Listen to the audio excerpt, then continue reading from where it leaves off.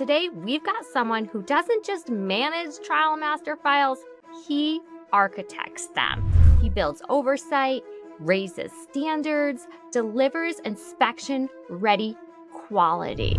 Clinical Data Coordinator, a CRA, a Site Regulatory Coordinator, a Vendor Project Coordinator, and a TMF Lead.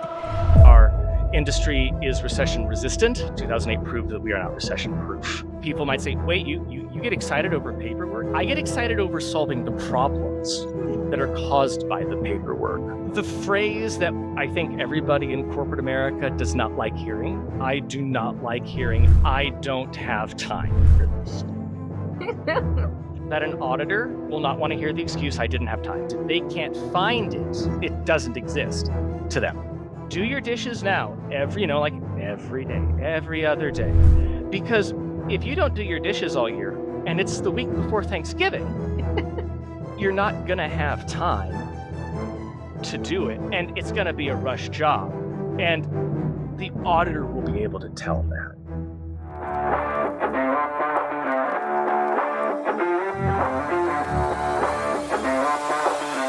Welcome back to the TMF Daily Podcast. I'm your host, Nicole Palmer, and today we've got someone who doesn't just manage trial master files, he architects them. He builds oversight, raises standards, delivers inspection-ready quality. And if you want real, actionable excellence in TMF, guys, lean in. Our guest, Evan Peterson, he spent 20 powerful years in this industry, mastering roles across the entire spectrum of clinical operations. I'm talking about someone who's been a clinical data coordinator, a CRA, a site regulatory coordinator, a vendor project coordinator, and a TMF lead. This is a resume that tells a story of relentless growth, adaptability, and excellence. And listen, this isn't someone who's just touched a handful of studies. He's contributed to more than 200 clinical trials across some of the most complex and life-changing therapeutic areas we have today: oncology, pulmonology, and infectious disease, including virology. This is the kind of experience like you can't even fabricate. TMF Elite, get ready to learn about the TMF lead role. Evan, welcome to the TMF Daily Podcast. Thanks so much for having me, Nicole. I'm really excited to be here. And I have a lot to live up to with that amazing introduction, but thank you. Well, I'm really excited to talk about this role here, but I want to learn first how you got there. So take us through what led you to the TMF lead role? Really, it was me just trying to get back into the CRO world. I had started in the CRO world, as you said, I was a clinical data coordinator and then a CRA, and then unfortunately 2008 happened. So from there, it was me trying to figure out how to get back in, because while our industry is recession resistant, 2008 proved that we are not recession proof. So I was sitting there thinking, here I am, a CRA with only 1 year experience. We all know the story, what people want with a CRA, 2 years. 2 years IMV experience specifically. That was not something I had. So I had to think of ways to get back into the industry with that. So that's how I was a regulatory coordinator for a while. That first one was exclusively oncology studies. And then I moved from there to the vendor side, worked there for a bit as well. Unfortunately, they had a slowdown in business, so I had to move on. And so I was able to get into TMF at PRA when it was PRA and not ICON. And it was a whole different learning experience to move from being ex-TMF to being in TMF. Although I will say what really helped is that because I was a ETMF specialist, not a TMF lead when I first came in, I was able to recognize quite a few documents and look at the issues and take care of them, just because I had either been around a lot of them or in some cases written those appropriate versions having been a regulatory coordinator and everything. So that's been kind of my journey. I like TMF because it's something different every day. It's a new problem. Novelty is the spice of life to me. And people, I mean, people might say, wait, you get excited over paperwork? I get excited over solving the problems that are caused by the paperwork or, any of those issues. And so I like to help people with those issues because I know that's going to make their day a lot easier. I'm helping streamline administrative tasks, increasing their work quality of life by demystifying something that they may or may not have, an insight into. And so that's why I just kind of moved into TMF, thinking that I'd move out, but just really couldn't think of where I would go if I moved out of TMF. So you were an eTMF specialist before you were a TMF lead, right? Yes. So teach us, what's the difference between the two? So the TMF specialist, or in this case, it was the document specialist because this was back with paper files and everything. But my role was a bit different. But basically, documents would be submitted and you'd go through and review them and make sure that all of the appropriate items were there. Did it meet Alcoa? And then later on, Alcoa Plus. Was it the right study? Did you have all the components for the translation that you have in? And everything like that. So it was really just going through the study on a kind of like the daily items of what you needed to do. There wasn't a ton of architecture at that point or planning because you just have the items come in, you take care of them, you pull your cart, you go through those documents, make sure that they've been scanned appropriately and that the scan matches the paper document, which I had gotten experience from being in clinical data coordinator and what was called quality control of critical variables, which is what people had to do before you had electronic data capture and edit checks would fall out for you. It was similar skills, but being applied differently. So that was a really interesting experience to learn that, hey, this is the document. This is what's been put on it. Okay, now let's make sure we've got all the other things that we need. Of course, I spent so much time with delegation of authority logs because you've got to take, a conspiracy board to that one to make sure and map out where everyone is with all their appropriate documents and things like that. So that's what the specialist does. The TMF lead sits at the same level, as, the CTM, the data manager, the statistician lead. They're the one who sits over and oversees the TMF operations of the study. They're the ones who are looking at the metrics that are generated by, Viva Vault or whichever system you're using. And they're the ones that write the TMF specifications or the TMF plan, depending on where you're at. And they're the ones that also are should be reading, the protocol, at least the protocol synopsis at the very least. And then reviewing the clinical trial management plan or the monitoring plan as you have it, and making sure that protocol and the management and the monitoring plan, and then your TMF document all have that line up to make sure that what's stated in the protocol has been given, instruction in the appropriate study plan, and then that whatever actions are supposed to be appropriate are being put into the TMF. And then you're just checking those things periodically to make sure that everything's running correctly. People aren't submitting documents, significantly late, or, you look at the data as a TMF lead and say, why is the completeness on the study really, really bad? Let me check the EDL. Let me check the essential document listing in the system really quick. Oh, no one's touched this. Oh, okay. So let's talk to the PL, the project lead, and get a time on the calendar for all of the appropriate functional leads to go through the EDL and make sure that we have, that updated, ready to go, because that's going to drive our completeness metric a lot.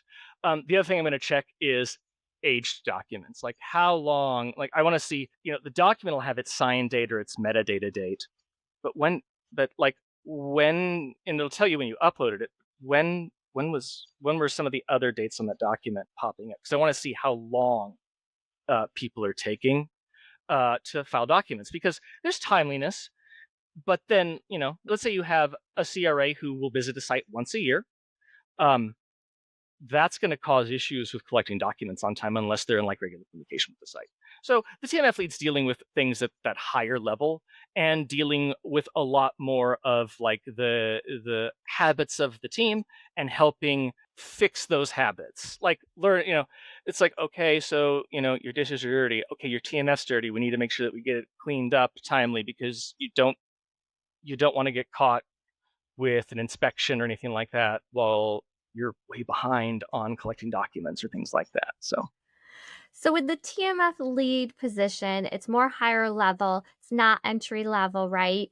How many years of experience are we looking at to be a TMF lead? If you have direct TMF experience, and you've proven yourself as a specialist and they've given you more responsibilities, usually I've seen specialists who've worked really hard, like 3 to 5 years, move up to it. And at the same time, I've seen people move from being a project manager to a senior TMF lead. People who were a CRA or were a project specialist move into a TMF lead role as well. I myself was only a document specialist, I think, for a year, and then they introduced the TMF lead role, and I was one of the first people to I just went ahead and interviewed for it because I'm like, why not? I've got all this experience. Let's see if it'll help out. And I did not know how much my experience would be helpful to me as a TMF lead, but it lets me talk to a lot of the other leads and a lot of other roles from their point of view.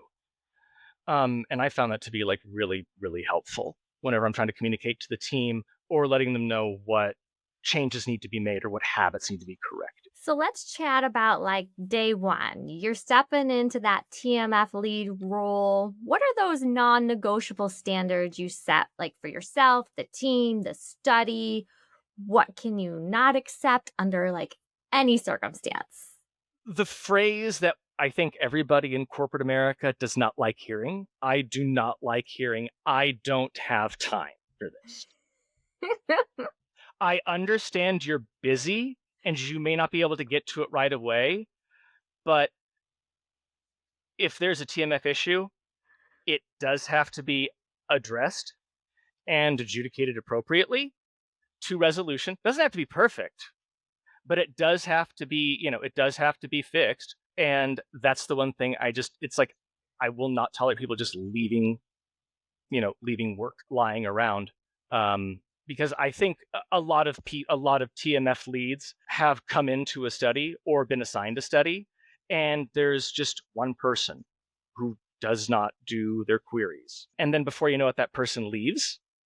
And then a new person I actually had this happen to me, and I felt really bad for this guy, or this coworker. This is what happened to him as a CMA. He was put on a study as a CMA, and the previous individual had 150 open queries when they left. And this individual was very overwhelmed. And sometimes that's what happens a lot with the TMF. People will look at it, and it's this big wall of work. And one of the things that I like to do with people is say, break it up into smaller bits. Usually when I'm trying to get the team, if I go in and I see we're coming in on day one could, for me, mean you just got resourced to the study, and we've just had, we're just about to have, the first internal KOM. And so you've got time to do it. Or you come in, 1 year, 2 years into the study and everything like that. So a lot of the time I will, if it's that 2-year issue, I have to go back and look at a lot of things, see what's happening, and then kind of see what are the issues with the study team that they're having, and determining, is this like a barrier to knowledge or is this like barrier to time? Because if it's a barrier to knowledge, that's a lot easier to start than if it's a barrier for time. Scope is always something that's a hot topic. And my thought is, it's like the thing that's nicer with the study that you start on versus the study you're assigned to in the middle of, you can set expectations and you can get everybody sitting at the table. First at your team KOM, and then when you have the sponsor KOM, you can get buy-in from your team on what needs to happen. And then when you move to the sponsor KOM, you aren't just pushing the sponsor to, look at maybe, a few things that you have clocked. Like I'll use the example, sending, once a year site visit. That's a risk to the TMF, in my opinion. If you're only going to the site once a year, that's a risk to the TMF because how are you staying on top of checking in on things? So what I like to talk about with the team is like, okay, so we need to have some sort of, check-in model or whatever, where the CRAs at least, or CRA or somebody that's on the team is reaching out to the site on a regular basis, which we define out what the regular basis is, and we present, this is the risk, this is the solution, and then making sure that the sponsor is that buy-in also. One of the things I really like to talk about, because we have patients lost to follow up, we have documents that are lost to follow up all the time. I think the pandemic really showed a lot of issues with a lot of the operational aspects that are going on. Granted, when you can't go to a site and not have that face-to-face contact, that is a significant barrier. But that just kind of reinforces the risk of what that means. So, it's just something that I like to talk about. And then once we've talked about it internally, I always like to get the sponsor buy-in. And the sponsor liking it because, one, they see that we're being proactive, we're actually architecting something, and at the very least, we have a control. One of the things I like to push to sponsors is, how many times do you want us to reach out to the site before we just need to log, a deviation because that document was not collected? Because the one thing I do not like doing to teams is having them spend years sometimes chasing down a document or two from a site, and maybe just because it's missing, oh, it's not signed and dated and it's a CV. Well, that's not a regulation issue. That's potentially a policy issue, and we don't need to write a deviation for it or anything. I mean, this is worthy of you inputting in the issue in the tech QC fallout and then pushing it back through, because all of that's going to be stored. So walk me through like your day. Like what's the daily rhythm, your habits, your disciplines? What does it look like to maintain control over like a complex TMF without anything slipping into chaos? It starts out with me using Outlook to block off my time. And I will put in exactly what I'm going to do and how long I'm going to do it in Outlook, so that I know what needs to get done and how much time I'm going to spend on it. That's set up by the things that I have to do based off of processes, right? Like, I know one of the things that's been talked about is access. How do you show access? My previous company, it was once a quarter you run an access, a user access report, and you'd send that out to the appropriate team leads. They look through it and say, yes, this person's on study, or no. And then once you get it back, you send that to IT, resolve it, etc. So there'll be those things that I have just built into my calendar. But for the daily things, I know what I'm going to be dealing with. It's usually I come in and first I check how many meetings do I have that day.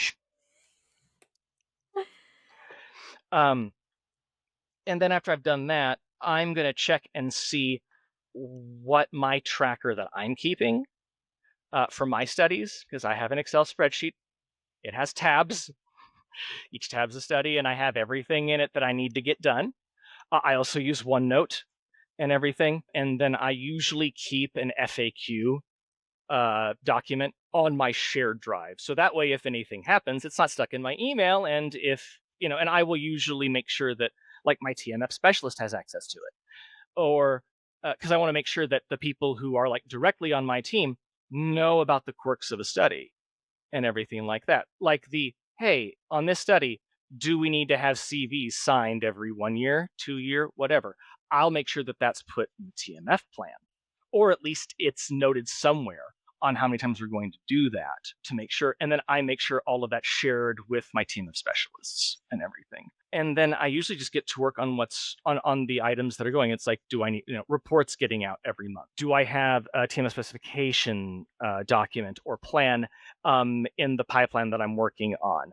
who do I need to follow up with for items for email? And then I always leave a little bit of time in there in my day, an hour or two for free time. Obviously, it's not free time. It's the what problem popped up. I need to make sure I've like given myself time to work on it if one does. If not, great, I'll go back to working on something else.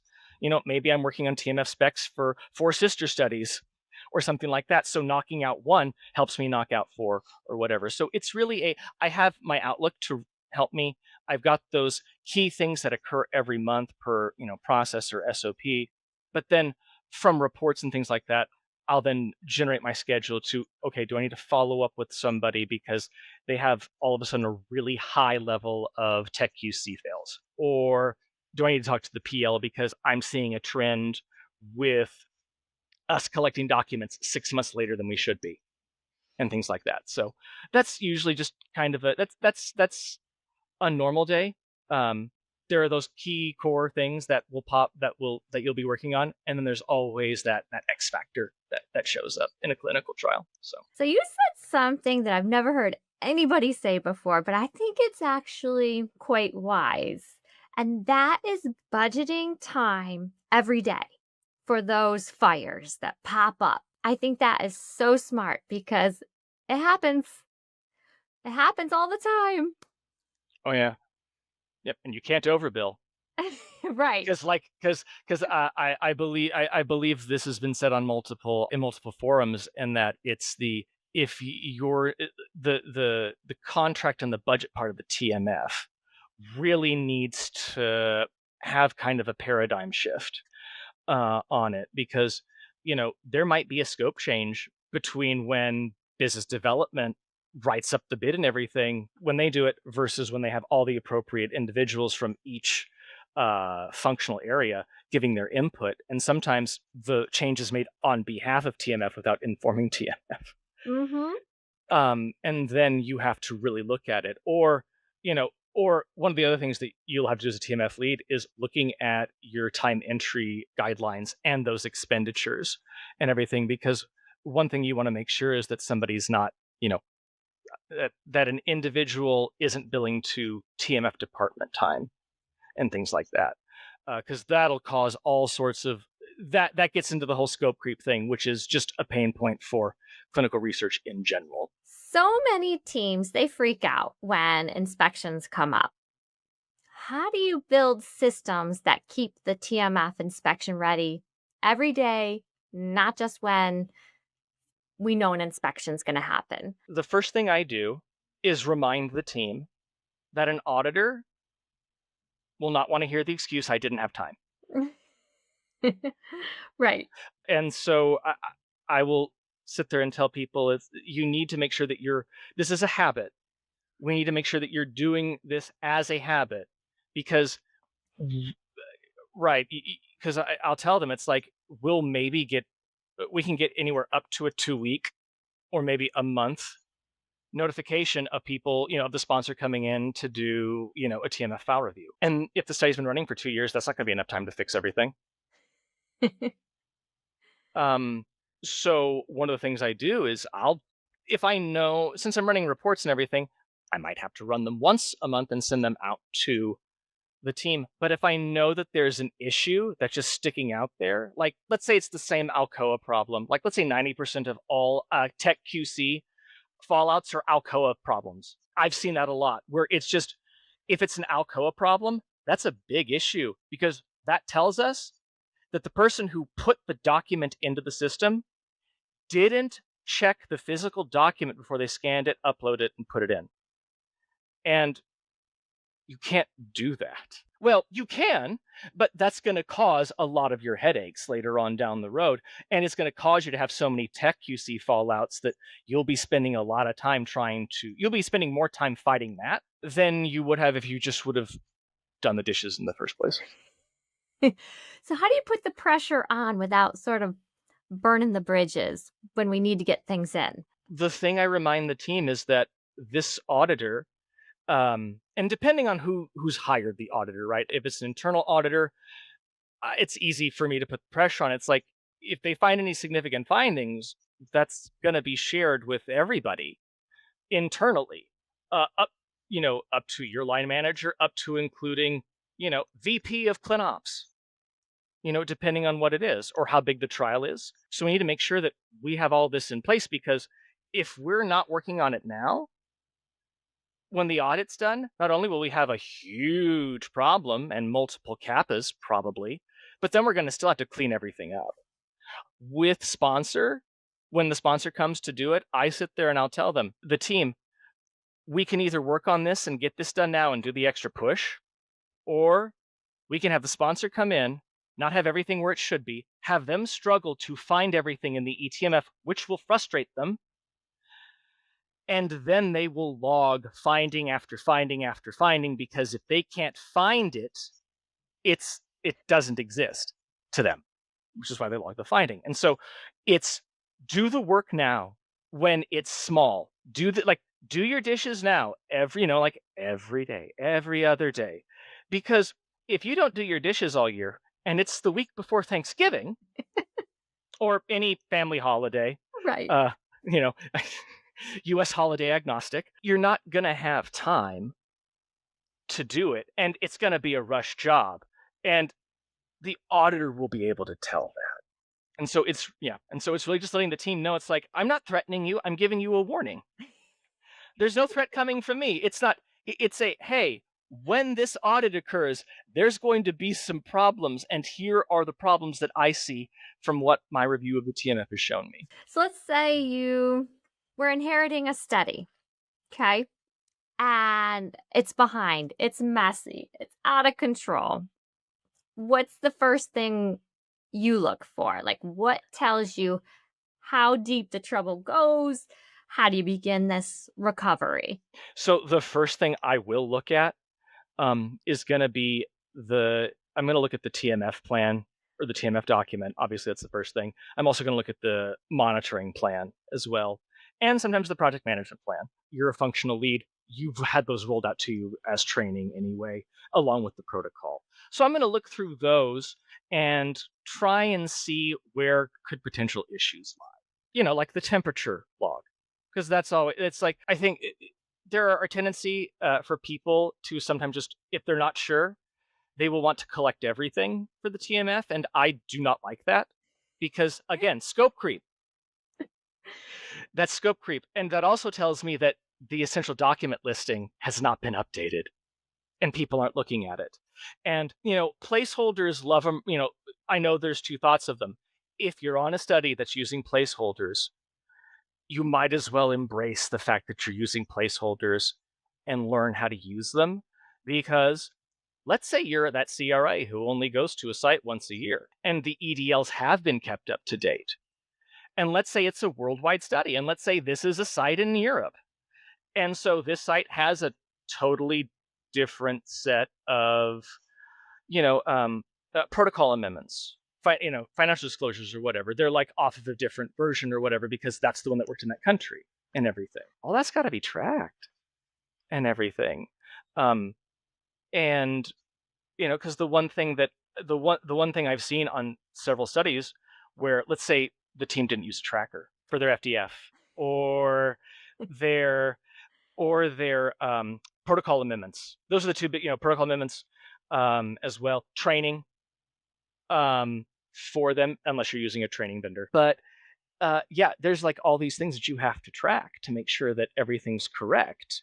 And if, there's a bunch of countries that are behind for whatever reason, that needs to be updated really quick, especially if it's any of the, essential documents and everything like that. Because I've been on studies where there was significant turnover of the CRAs in those countries, and so many things fell through the cracks that the sponsor looked at it and said, and the sponsor audited it, and this was a sponsor that, and there are those sponsors, those programs that will do a review every year, except now that they're starting to do rolling reviews, just like CROs are supposedly doing and everything. But they'll look at that and see that it's missing, and then they're going to raise that as a problem. So it's best for us to catch it and try and fix it before the person above you or the client does it and everything, because that shows the client that you're being proactive. The joke is, I think this is coming up, I hate to like spoil it, but how do I know a TMF is in good shape? I will watch the appropriate roles involved with the document issue. They will email each other through the appropriate, and they will follow the appropriate chain. The TMF lead will be in CC, and if the team knows what they're doing and the TMF is like feels pretty good, and you want that good TMF feeling, the TMF lead does not have to do anything through that entire correspondence other than ask the people to, hey, this is great. Please make sure you file the last copy in the TMF. But they've gone through and they've resolved the entire issue themselves, even down to the hey, and it's just because I know what your background is, but even down to the hey, project specialist, could you please make sure this is filed in the TMF? But at least it was direct and they asked. So it's watching the team move and collaborate Mm-hmm. on an issue, and they don't have to ask you a question. It's okay if they ask you a question, but like 90% of this whole little kerfuffle with the TMF that they were addressing, they resolve it, and you see the back and forth collaboration that you need to, and that's how and that's how you know that everyone's kind of running together on board, their habits are good, that kind of thing. Let's chat a little bit about escalation. When do you escalate an issue versus we're going to try and fix it internally? I will try and identify why there's an issue. What is needing to be escalated? If an individual is not performing to the metrics that have been asked of them, the first thing I do with an individual, with a member of my team, is determine what kind of barrier it actually is. Is it a knowledge barrier? Is it a time barrier? I can do something about the knowledge barrier. I don't know how much I can do about the time barrier. So sitting down and taking some time with a few people, because there's always going to be some people who need a little bit of extra help. I know that I've needed to have a little bit extra help sometimes, especially when it comes to contracts. Everyone has those issues. I'm not afraid to sit down and go through some tech QCs with a CRA, or helping a CTM understand their portion of looking at the protocol and then determining what needs to be updated in the essential document listing. I don't have a problem with that because that's just a knowledge barrier. It's when someone asks me to do something, when I escalate, it's when someone asks me to do something I know I shouldn't or can't, or someone just outright refusing to do it and saying, I'm too busy. So if someone, and even then, if someone is like, hey, I cannot get to this week, I am out doing all my site visits, then I'll say, that's great. When's the next time you're in office? Or, you have a day in and we can sit down and work on this and everything. Now, to make sure that doesn't turn into a micro, because you could probably see how that could turn into a micromanaging nightmare. I record all those. I make sure and have the individual, or I record those sessions and everything. And then that way we can put those on a Teams channel or something. Because it's not formal training. It's just because they've had their formal training on all those things. This is just helping them with like the real life issue that maybe something's just not clicking. And I'll take that time to like help them out if they're willing to learn and do it. And then you record it. And then that way, if they don't encounter it for 3 months, they can go back to the recording and look at it. Hopefully that refreshes their memory.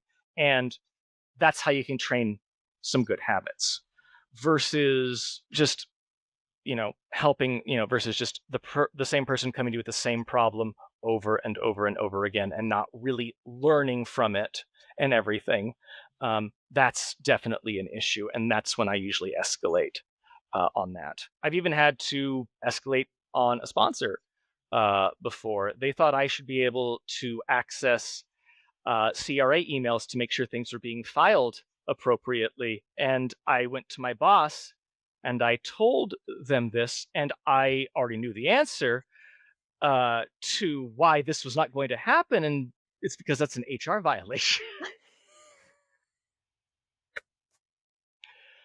So I had to sit there and try and think with the CTM of how they could take care of these things. And the only thing we could come up with is like, the CTM needs to be CC'd. Well, the CTM should be CC'd on these anyway, but maybe the CTM needs to look and see which people are having issues filing their emails, and maybe they just need to follow up with them, on a monthly basis, or during their check-in sessions or whatever. So those are some issues. Like there's also the CRA call, there's the team call. You can also have your own little drop-in session as well to like help certain people. Getting them to show up, that's one thing.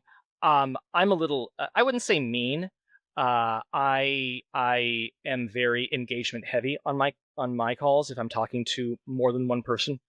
If I'm talking to a bunch of people, because no one likes to sit there and talk on a call and feel and have no like engagement.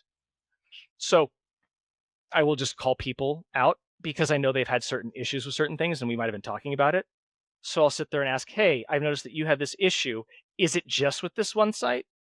Because sometimes because sometimes I'll dive in and I will cross-section the data to see, okay, how many tech checks fell out for sites? And then I'll just do a count. Oh, look, this site has a lot of issues. And I go back to see, all right, well, what did the SIV report show me? Oh, it was waived because the sponsor picked this. Okay. All right. That's going to be a bit different because if the sponsor picks a site and they're having issues with the TMF, it's one of those things where you sometimes have to take it. The CRA has to know to escalate too, right? Which is one of the things where I always like to talk to the sponsor. It's like, it's one of the things where if we can't get the site to do something, we might need to call you in. And they'll do that for, the sponsor will jump in for a lot of different things, especially if it affects their critical variables or submissions or anything like that. It's harder to get them to jump in for the TMF though.